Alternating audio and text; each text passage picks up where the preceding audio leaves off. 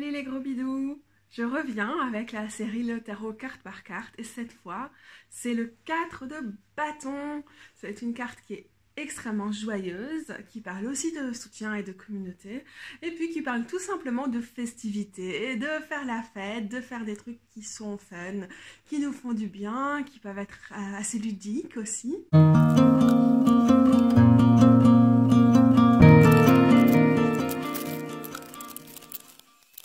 Puis cette carte, elle parle aussi parfois de célébrations qui sont plutôt sociales, codées socialement reconnues, ou qu'on fête avec notre communauté au sens parfois très élargi. Et donc, dans ces acceptions traditionnelles, elle va parler de mariage. Alors, à tempérer ou pas dans notre lecture féministe et queer, ben, on va voir ça aussi évidemment.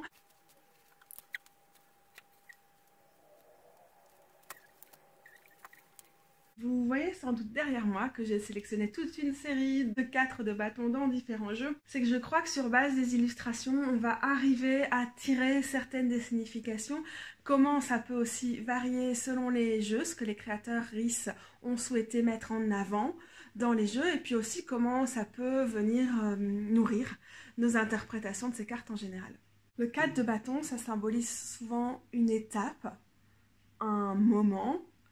Et comme on n'est que dans les 4, ça signifie souvent que cette pause, cette halte, cette célébration, elle s'inscrit quand même dans la durée. Avec le 4 de bâton, on est rarement à la culmination de quelque chose pour pouvoir après passer à autre chose. On est plutôt dans une logique de continuité. Je vais commencer avec le Queer Tarot. Et n'oubliez pas que vous pouvez avoir les références de tous les jeux dans l'ordre de l'apparition dans cette vidéo en dessous. Et le Queer Tarot, c'est vraiment un clone du Rider-Waite-Smith, sauf que c'est revisité de façon queer. Donc là, on a vraiment cette installation très classique qu'on a l'habitude de voir dans le 4 de bâton. C'est bien parce qu'on a aussi l'impression d'avoir un dance floor ici. Donc sur la piste de danse, évidemment, là on a la notion de fête et tout ça. On a ici nos 4 bâtons qui servent à maintenir la structure, mais la structure de la célébration, de la fête, du jeu, de la danse. Et on a des personnes qui tiennent un bouquet de fleurs qui peuvent nous faire penser, avec ce décor féerique derrière, à une célébration type mariage. Mais par rapport à d'autres cartes où c'est très très présent cette connotation-là, on peut imaginer n'importe quel type de fête qui se déroule ici.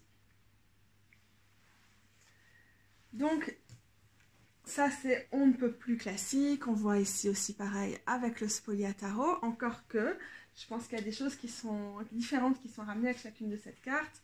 Ici, avec le Luminus, là avec le Lunasol. Et je vous sors aussi ici le Fat Fox Tarot. Parce qu'on est dans les bâtons, la notion de fête qui est associée au 4 de bâton, elle peut être très rythmée, très dansante, très parfois euphorique aussi, quelque chose de très too much. Ici, on a des gens qui dansent en groupe, ça a l'air sympa quoi, le truc d'être ensemble, le côté rituel aussi. J'écoutais Lindsay Mack, donc j'adore écouter là-dessus, qui parlait du jeu rituel, des rites de passage, d'initiation et tout ça avec cette carte-là. C'est peut-être pas quelque chose que moi je vais lire fréquemment dans le 4 de bâton, mais j'apprécie que ce jeu-là nous rappelle aussi à quelque chose de cet ordre-là. On a l'impression qu'on est dans une espèce de danse traditionnelle, une danse folklorique dans certains lieux, et que du coup on partage ensemble aussi certains codes.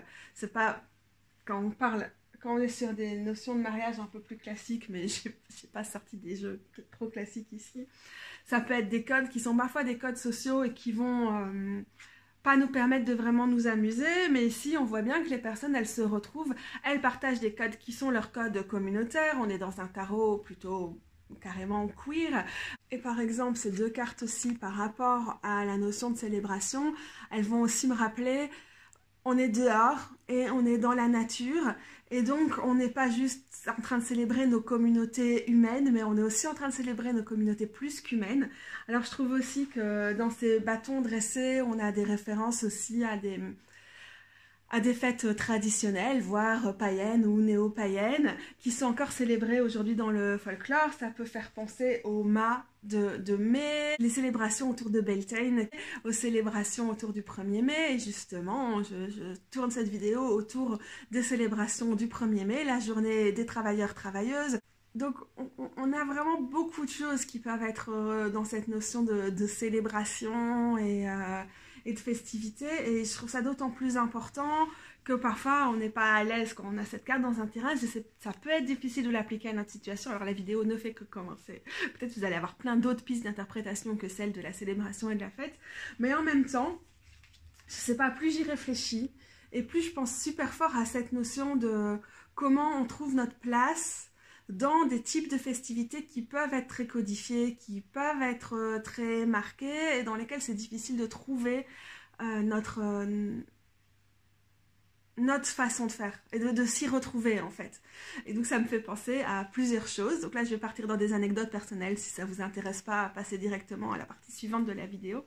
J'ai publié sur Instagram il y a quelques jours un truc sur une marche à bâtons. Donc justement on avait les bâtons qui étaient présents, et c'est lié à un endroit où j'aime vraiment beaucoup retourner, qui est lié à ma ville d'origine, ma région d'origine, où il y a un mélange entre des folkloristes qui ont fait revivre des choses au cours du dernier siècle, disons, même peut-être un peu avant, puis des traditions qui ont vraiment subsisté, des traditions populaires, des rituels populaires qui peuvent être assez déconnectés de ce que les folkloristes, les poètes, blablabla, ont remis à l'ordre du jour.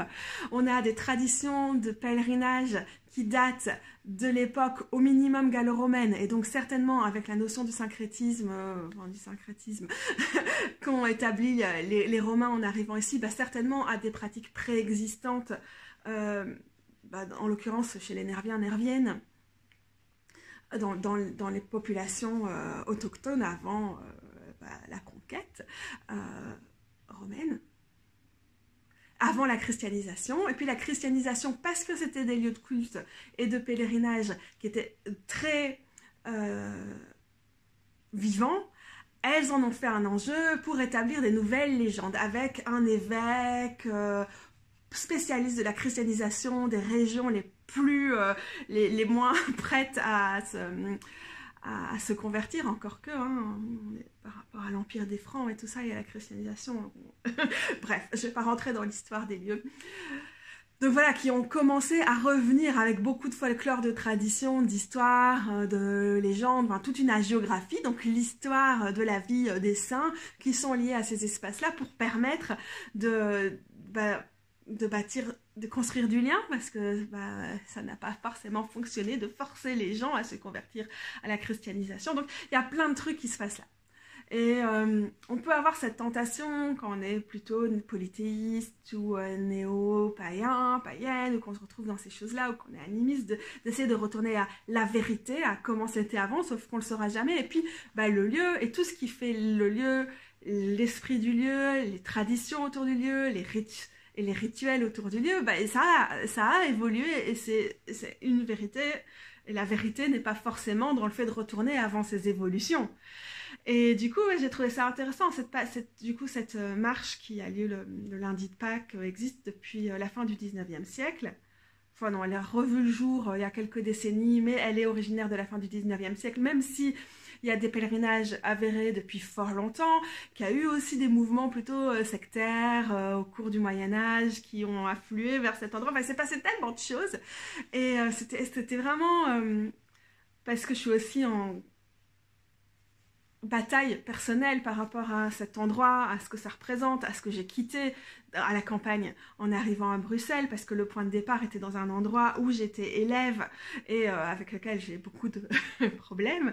C'était chargé pour moi d'y retourner, mais c'était aussi tellement le cadre de bâton qu'à un moment j'étais prête à aller dans quelque chose qui célébrait ce lieu, ou avec lequel moi j'ai un contact particulier en tant que personne plutôt animiste, plutôt polythéiste, plutôt intéressée par les questions écologistes et tout ça à l'heure actuelle, avec des gens qui allaient aussi faire cette marche, ce pèlerinage, mais avec peut-être armés de leurs bâtons, avec peut-être d'autres choses que ces personnes allaient mettre dedans, mais c'était festif, ça faisait revivre, ça ravivait, ça faisait revivre des choses, c'était un revival en fait de plein de choses mélangées, et j'y ai pris du plaisir, et j'étais à un stade dans ma vie par rapport à tout ce qui a pu coincer, par rapport à ces endroits, aux gens qui vivent là, aux traditions, plein de trucs qui sont vraiment compliqués pour moi parce que mon histoire est super liée à ce territoire, à ces lieux.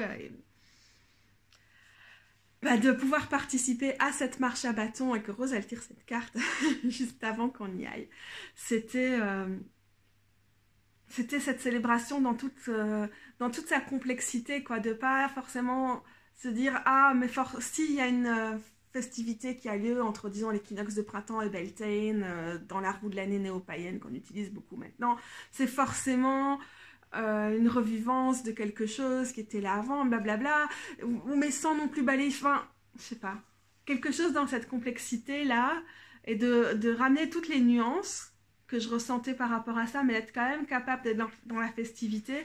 Pour moi, c'était super fort le 4 de bâton. C'était trouver une façon de pouvoir célébrer avec d'autres personnes, sans être vraiment avec elles, avec le lieu, sans pouvoir forcément avoir le doigt sur toute l'histoire. Je sais pas. c'était ça ramenait l'ambiguïté du 4 de bâton, je pense. Je vous mettrai l'article qui est peut-être plus clair que ce que j'essaie d'expliquer maintenant. Autre chose qui, je pense, va quand même nous permettre de faire le lien entre des définitions assez traditionnelles de cette carte-là, parfois très poussiéreuses et qui ont besoin d'être dépoussiérées, et aussi des versions plus récentes de cette carte. C'est que l'année où on s'est marié avec Rose, donc qui n'était pas mon rêve dans la vie, de me marier, mais pour plein de raisons, c'était ce qu'on avait besoin et envie de faire avec Rose, ça a fait partie de mes cartes de mon tirage au début de l'année. Et j'ai vu ce 4 de bâton, je me souviens plus c'était dans quel jeu, il faudrait que je recherche, mais j'ai pas eu le courage d'aller chercher mes journaux de 2019. C'était ok, parce qu'on en parlait déjà, c'est pas comme si ça sortait de nulle part, mais c'était, pour moi, voir cette carte arriver à ce moment-là, je me suis fait, oh ouais, bon ben voilà, cette année c'est bon quoi, on avance dans les démarches et tout, et assez rapidement après, on a avancé, donc j'ai vraiment vu le 4 de bâton. Et dans ce tirage, dans le contexte du tirage et dans le contexte aussi du fait qu'il fallait bien passer le cap de ce mariage, j'ai vu cette carte arriver, ça m'a motivée. Donc on a d'abord cette notion de contrat social que je trouve assez forte et de comment on se situe par rapport à des normes, à des traditions, à des types de festivités qui étaient assez importantes à ce moment-là et qui fait des échos avec cette carte, je trouve. Donc ça m'a emmené directement dans le fait de toutes les démarches administratives, d'autant plus que Rose est française, donc il y avait quand même pas mal de documents à chercher, tout c'est quand même plus compliqué. Et en fait, je suis une grande stressée du mariage. Mais pas tellement pour ce que ça représente. Enfin, si, c'est un truc hétéronormé, donc c'est assez difficile en tant que personne queer de décider de se marier, mais aussi... Vous savez, je regarde parfois toutes ces émissions de la télé-réalité autour du mariage, du style, je sais plus comment ça s'appelle, 4 mariages et une lune de miel, ou des grosses conneries du style, là. Mais il y a plein de trucs, quoi. Même Say Yes to the Dress, ou des trucs comme ça. Et du coup, j'ai une hyper conscience de ce que les gens attendent d'un mariage. Et aussi, je viens de la campagne, je vois bien ce que ça donne en province, quand des proches doivent participer au mariage de leurs amis et tout ça, genre... C'est super normé, quoi. Faut que tu mettes telle robe, que tu t'organises tel événement à l'avance, que tu prépares telle surprise, que c'est pas une surprise parce que c'est obligé de le faire. Et il y a une pression sociale énorme. Genre, j'ai des amis qui se sont fait engueuler, qui ont dû aller changer de dernière minute leur fringue parce qu'elles ne pouvaient absolument pas venir au mariage dans un truc de cette couleur-là et tout. Mais genre, les gens, ils sont vraiment... Ils pètent des câbles quand il s'agit de mariage. Et donc, j'ai une hyper conscience de toutes les normes, mais vraiment ridicules. Et la dépense d'argent, et le besoin de parader, et tout, qui vient avec le mariage. Mais ça me rend des folles. Et entendez bien ma voix qui a monté 50 octaves encore maintenant. C'est un truc, mais ça me stresse. Et ça me stressait de ouf, quoi. Dès que les gens étaient en mode « Et on va organiser ça !» Je disais, genre... taisez-vous. Moi, à la base, je voulais juste aller à la commune avec mon amoureuse et 2 personnes et signer ce putain de papier, j'aurais été ravie. Mais j'avais pas besoin d'en faire plus. Bon, après, on a, du coup, juste à chaque fois dû essayer de trouver quelque chose qui allait nous convenir à toutes les deux.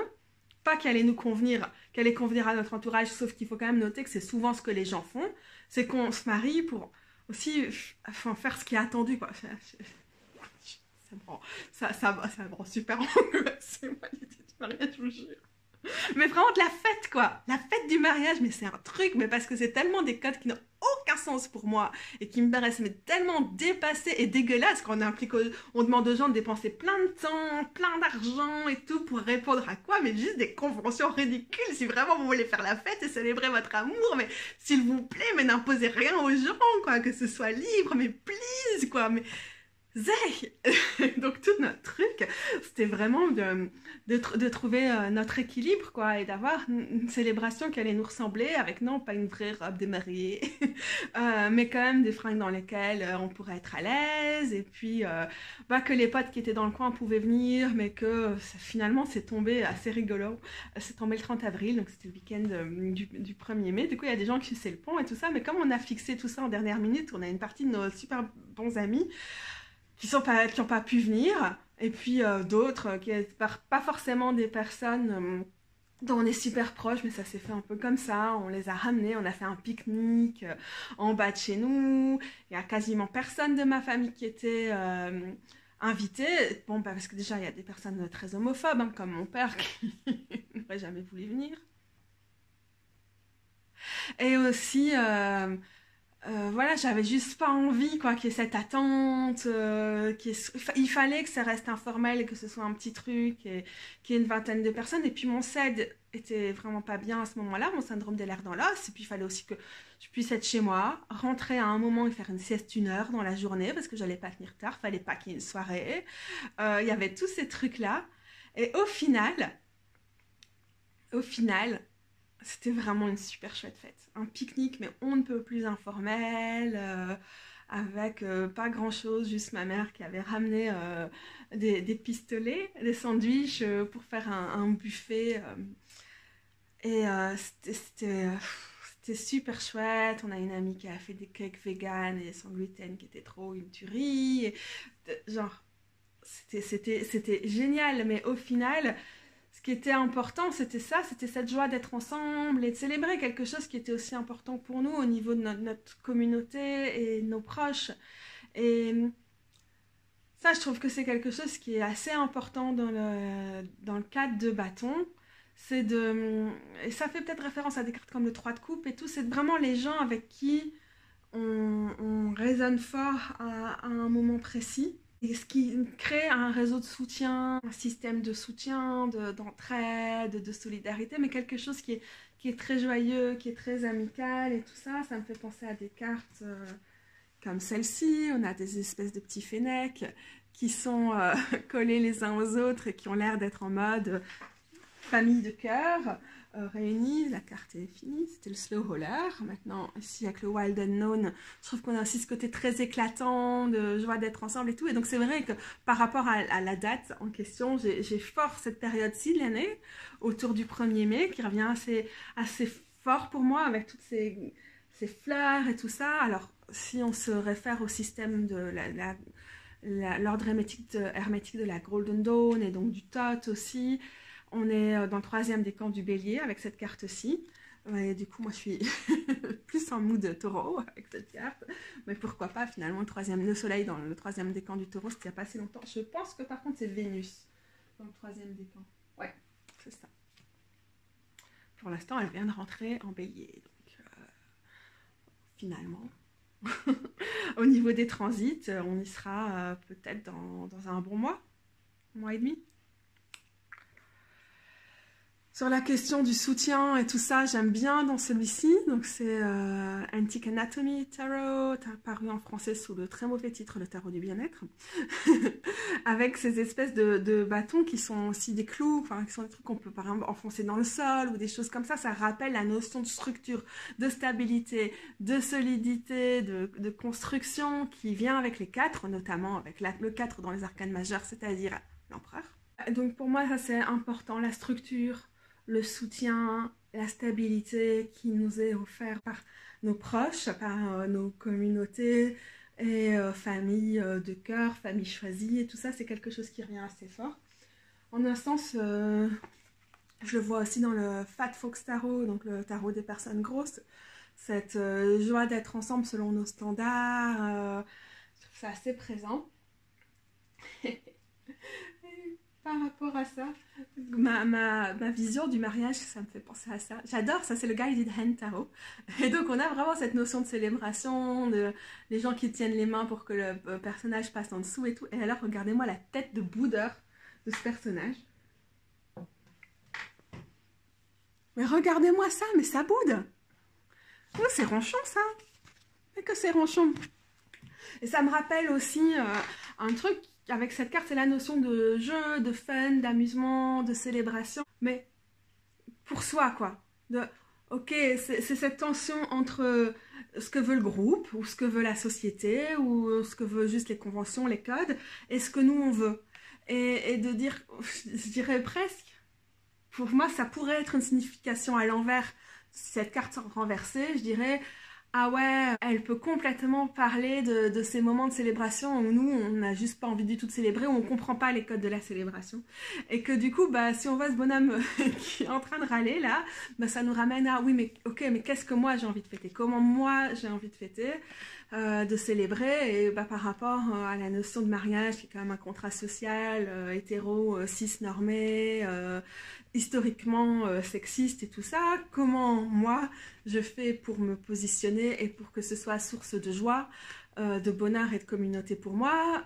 Ça a été difficile, ça a été angoissant. Je pense qu'au final, on a trouvé ça. Ça nous ramène à ça. Par exemple, si vous n'aimez pas ou que vous ne pouvez pas danser, et que tout le monde estime que faire la fête dans votre entourage, c'est d'aller en boîte, ou que vous n'aimez pas aller en boîte parce que vous ne buvez pas d'alcool, vous ne prenez pas de drogue ou des trucs comme ça, comment vous vous positionnez par rapport à ça? Ce genre de choses. Je bois pas beaucoup d'alcool parce que je le dis, je supporte pas du tout avec mon syndrome des lèvres dans l'os, et en plus aussi parce que je deviens méchante quoi, avec l'alcool, je suis vraiment insupportable. Donc moi la fête elle va jamais être liée à ça par exemple, mais je vais être extrêmement mal à l'aise dans des endroits festifs où les gens vont faire tourner la fête exclusivement autour de ça. Mais pour d'autres personnes c'est essentiel de pouvoir prendre des substances quelles qu'elles soient qui nous font se mettre dans un état festif. Pour moi, les substances, c'est une source d'angoisse, mais énorme, quoi. Vraiment, c'est un truc, ça me stresse. Donc, forcément, je consomme pas, mais être à côté de gens qui consomment, c'est aussi un truc qui met dans un état d'angoisse. Donc, ça ramène toute cette tension-là. Par exemple, j'adore danser. Avec moi, c'est le syndrome des lèvres dans l'os, je me fais très très mal si je sors en soirée où on peut danser. Donc je peux plus danser. Et voilà, du coup, la fête, bah, c'est plus la même chose que ça a pu être avant. J'ai fait plein de concerts quand j'étais plus jeune. Maintenant, je tiens difficilement debout dans des trucs comme ça. Alors j'ai une angoisse de la foule. J'ai eu des phobies sociales pendant super longtemps. Mais par contre, des concerts ou des festivals, j'ai pu vraiment m'éclater là-bas. Mais ça ramène quand même à plein de choses, à cette notion-là de mais qu'est-ce qui nous procure de la joie à nous? Voilà, si vous êtes hypersensible au bruit, comment vous pouvez organiser des lieux festifs? Moi, le meilleur endroit pour fêter un anniv ou un truc comme ça, c'était aller au parc. Alors, il y a plein de gens qui trouvent ça chelou, chiant, faut se déplacer, il n'y a pas d'endroit pour picoler, ceci, cela. Mais moi, être au parc ou dans la forêt et profiter pas que d'être de l'une d'entre nous en tant qu'humaine, mais de tout le reste et de tout ce que le reste a à nous apporter, c'est formidable. Alors si en plus à un moment, je sais pas, c'est la pleine lune ou il y a des planètes qui sont visibles à tel ou tel moment dans la soirée, hein, imaginez les longues soirées d'été et tout, c'est parfait. Aussi pour moi une célébration, c'est le goûter. C'est pas le soir, à partir de progressivement dans la journée, j'ai plus de cuillère, j'ai plus d'énergie, c'est pas possible, je peux plus sortir le soir. Mais c'est pas grave, j'adore quand même faire des trucs en journée. Et donc, ouais, ça me ramène tout ça. Et aussi, c'est quoi notre communauté et le soutien? C'est les gens avec qui c'est ok de célébrer sur les mêmes bases que nous, quoi. Genre, tout le monde n'a pas envie de faire un pèlerinage polythéiste comme définition de la célébration. Ouais, mais moi, mes potes qui ont super envie de sortir, bah, c'est pas là-dessus qu'on va s'entendre sur notre notion de c'est quoi célébrer, s'amuser et tout ça. Donc voilà, ça, je deviens un peu longue. Ça nous rappelle aussi que ce qui est célébré dans le cadre de bâton, c'est l'affirmation de soi, de ce qui compte pour soi. Ça peut être une excellente carte de coming out ou des trucs comme ça. Ou, par exemple, moi, je me suis jamais retrouvée dans genre les proclamations, remises de diplômes ou des trucs comme ça.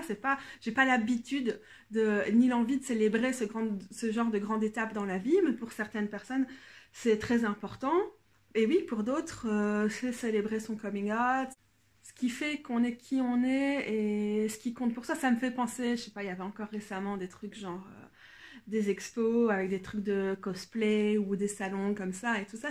C'est quand même très relatif qui ça va intéresser d'aller dans ce genre d'espace. Puis il y a la notion de jeu, la notion ludique qui revient aussi avec le cadre de bâton qui est très présente dans la notion de cosplay.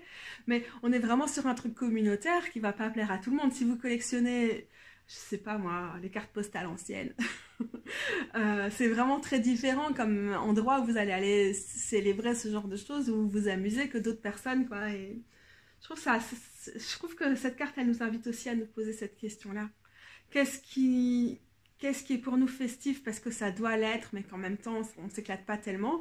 Et puis, quels sont les trucs complètement, mais rien à voir, ou pas reconnus socialement, ou parfois un peu stigmatisés, hein, comme les loisirs de geek et tout ça, mais qui nous font sentir dans un truc très joyeux, quoi.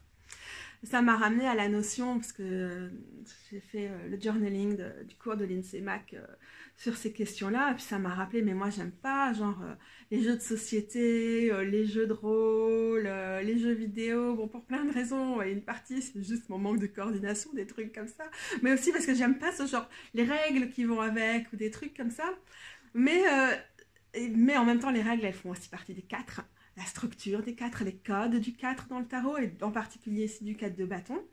Et donc, je pense qu'il y a peut-être quelque chose à creuser de ce côté-là, mais comme je suis tellement pas dans mon univers, enfin, je peux pas particulièrement creuser ces exemples-là, quoi. Sur la notion plutôt de jeu et festif, mais célébration avec ça, j'ai bien aimé celle-ci dans le Next World Tarot, le Kawaii Tarot, ici.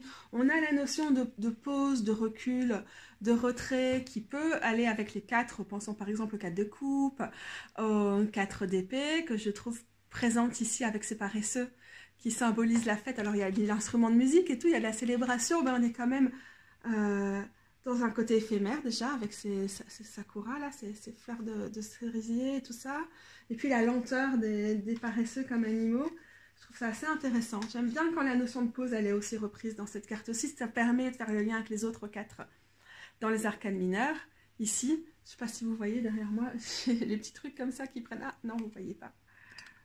Qui prennent la lumière du soleil, que les chats, qui amusent beaucoup les chats. Et du coup, c'est la même chose ici dans le tarot des chats magiques. Oui, je pense que la notion de repos et de revenir au basique, elle est aussi importante pour moi par rapport à l'expansion qui vient avec le 2 et le 3 d'épée, où on se visualise, on planifie, on organise et tout ça. Et de pouvoir se regrouper, que ce soit seul ou avec les siens, les siennes, et fêter, mais aussi juste prendre une pause. Et parfois, quand on est super engagé dans quelque chose, juste s'octroyer une journée de pause, c'est déjà super important. Par exemple, si vous tirez ça en carte du jour, je trouve ça aussi assez présent. Et alors, ça nous ramène aussi à la notion d'être dans quelque chose d'assez cosy, dans notre zone de confort, dans notre structure personnelle ou avec les gens qui nous sont chers. Et ça, je le trouve assez présent dans ici le Many Queens Tarot.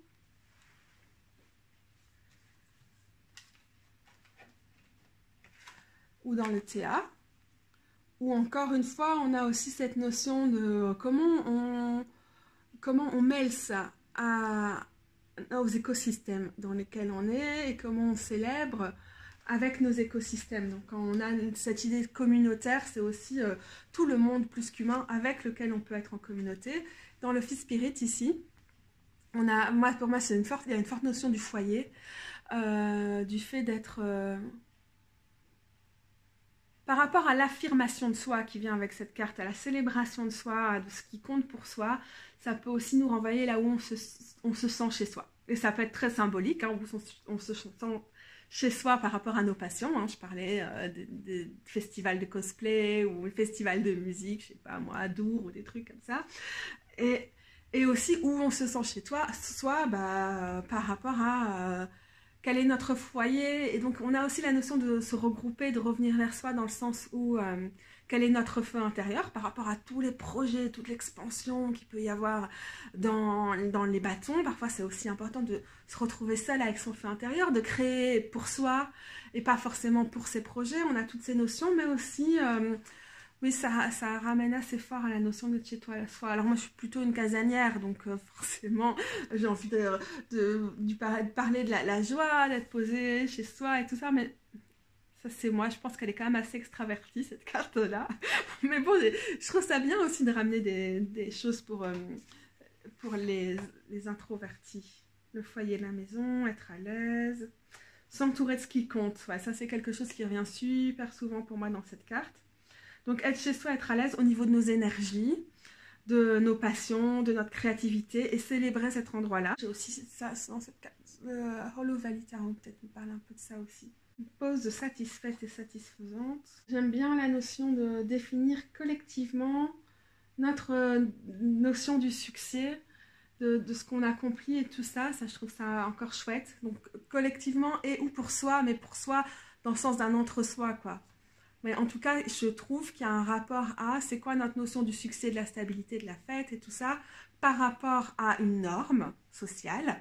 Et puis pour nous en tant qu'individus ou pour nous avec nos proches ou pour nous avec nos écosystèmes et tout ça, je trouve que cette tension-là, elle est dans le cadre. Alors qu'en fait, c'est pas une carte de tension, mais c'est une carte de structure, mais elle est à l'extérieur du 4 de bâton. Je dirais qu'il y a cette tension. Puis le 4 de bâton, c'est le moment où on est vraiment posé. En fait, je suis pas très sûre si c'est assez...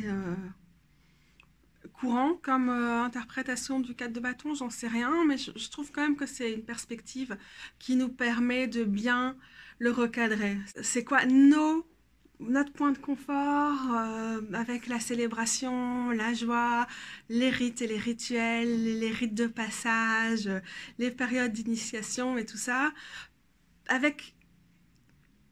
Je pense que au moment où on est dans la fête du 4 de bâton, du coup, on pense pas cette tension par rapport à la norme, au groupe et tout ça, parce qu'on est dans cette espèce de bulle avec soi, ou avec les siens, ou avec nos écosystèmes, mais que c'est quelque part, il y a le reste. Mais au moment où on célèbre, on s'en fout, parce qu'on est juste là vraiment pour célébrer. Il y a aussi une pause par rapport à la réflexion, à nos projets qui est important, un recul. Et donc, oui, c'est vrai que c'est clair, la tension, elle n'est pas dans cette carte-là.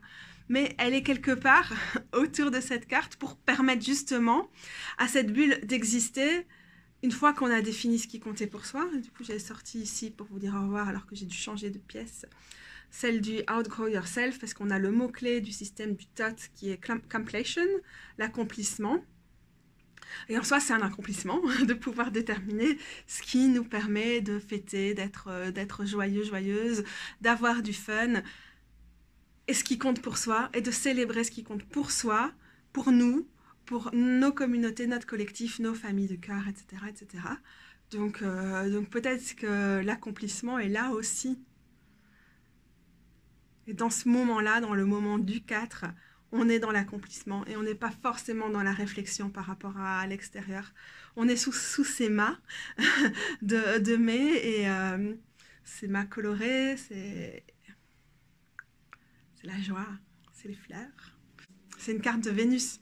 Vénus qui régit le 3e décan du Bélier et donc qui a de la beauté dans la célébration, il y a du lien, il y a comment on relationne, de mettre les relations au centre. Ça peut être notre relation avec juste notre chez nous, notre cocon et tout, et puis ça peut être les relations dans le sens le plus large, ce qui fait soutien, ce qui fait structure, ce qui fait stabilité pour soi et pour les nôtres. Salut les gros bidous! J'ai déjà filmé le 5 de bâton, donc je pense qu'il va suivre de près le 4. Je suis contente, j'avance dans la série du tarot carte par carte. Du coup, c'est plus simple pour moi de ne pas avoir les mots-clés, de ne pas revenir sur tous les trucs et tout. Donc, on va continuer comme ça.